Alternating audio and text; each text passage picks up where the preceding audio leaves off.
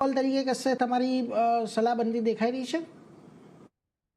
Trading call માટે CDSL એક ગમી રહ્યો છે. સીડીએસએલમાં ટ્રેન્ડ લાઇન બ્રેકઆઉટ અગેન ફરીથી જોવા મળ્યો છે. રિસેન્ટલી ટ્રેન્ડ લાઇન અટેમ્પ્ટ થઈ હતી 2-3 દિવસ પહેલા, બટ ફરીથી એક લોઅર લો બનીને ડાયવર્જન્સ બન્યો અને આજે એક આપણને ટ્રેન્ડ લાઇનના ઉપર એક ગેપ અપ ઓપનિંગ પણ દેખાય છે.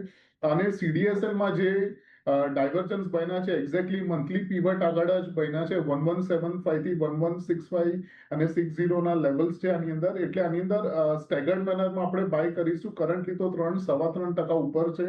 1224 છે, એટલે 1224 થી 1214 સુધી પણ મળે છે તો બાય કરવાની સલાહ રહેશે. અને ઓવરઓલ જે સ્ટોપ લોસ રહેશે એ 1200 ની નીચે રહેશે અને ઉપરમાં આપણે એક્સપેક્ટ કરી શકીએ છીએ 1250 1260.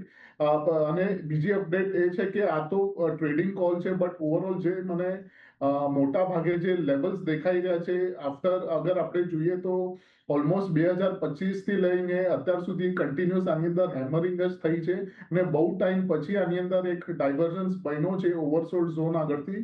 એટલે એટલીસ્ટ 2-3 મહિનાનો પણ વ્યૂ રાખીએ તો 1370-1400 સુધીના લેવલ્સ આમાં એક્સપેક્ટેડ છે. અને ઓવરઓલ આપણે સ્ટોપ લોસ રાખશું ત્યારે 1130 ના નીચે ક્લોઝિંગ બેસિસ ઉપર. એટલે જો ખાસ કરીને અહીંયાથી સીડીએસએલ તમારે ધ્યાનમાં રાખવાનો છે ટ્રેડિંગ માટે. જો તમે અહીંયાથી ધ્યાનમાં રાખો તો 1200ના સ્ટોપ લોસ, 1250 અને 1260 સુધીના લક્ષ્યાંક તમને આવતા જોવા મળી શકે છે. એટલે આ તો એક ટ્રેડિંગ પર્સપેક્ટિવથી તમારે ધ્યાનમાં રાખવાનું છે. પરંતુ ખાસ કરીને તમે અહીંયા લાંબા ગાળા માટે પણ ખાસ ફોકસમાં રાખી શકો છો સીડીએસએલને. એટલે આ લેવલ પર તમે ખાસ ફોકસ અહીંયાથી રાખી શકો છો. વેલ, આજના